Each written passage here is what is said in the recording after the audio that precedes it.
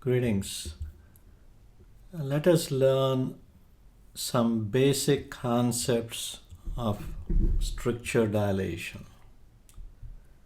So here is the esophagus where we see most of our strictures, and strictures are in esophagus, especially peptic stricture, starts as severe esophagitis, and when it causes a lot of fibrosis or scarring, it could lead to narrowing or otherwise known as esophageal stricture. In order to manage a stricture, there are several options, and when patient develops a stricture, he finds it difficult to swallow. To help a patient with difficulty swallowing, we decide on dilating the stricture either with bougies with a guide wire, otherwise known as savory dilators, and sometimes we use balloons to dilate a stricture.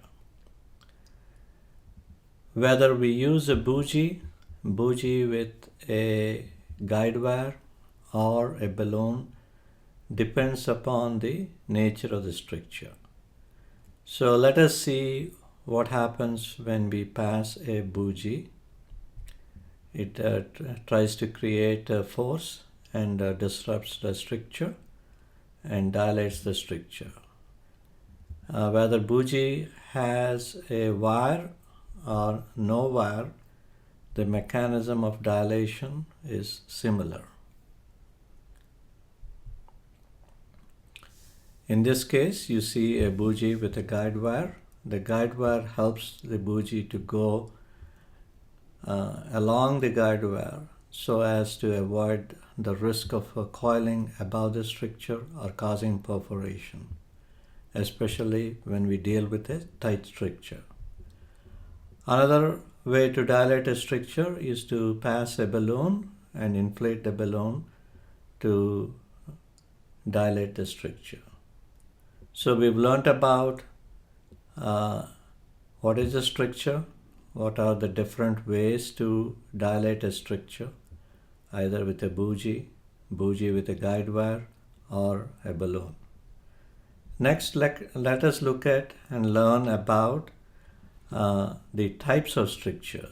Here is a normal esophagus, and just above the GE junction, the squamo-columnar junction can become thicker and become a ring that is known as a Schatzki's ring. This is a simple stricture. Simple stricture is otherwise defined as a very short stricture, straight and relatively wide open, and these can be dilated with just a bougie dilator, with or without the need for a guide wire. Another simple stricture here, this is a mucosal web or membranous web of the esophagus.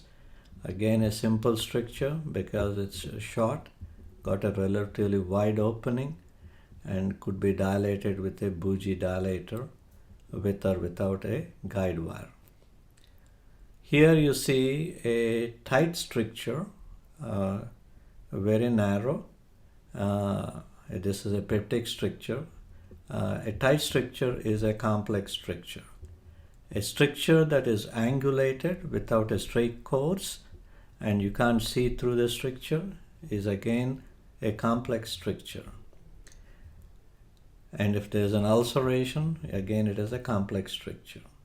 These strictures require the need for either a bougie or a balloon dilator with the help of a guide wire. So complex strictures need wire-guided bougie or balloon dilation. Simple strictures can be dilated with a bougie without a guide wire. I hope this is useful, and we will learn about how to dilate strictures with a bougie without a guide wire, with a guide wire, and a balloon dilation using water or hydrostatic balloon dilation or balloon with air, otherwise known as pneumatic balloon dilation. Thank you.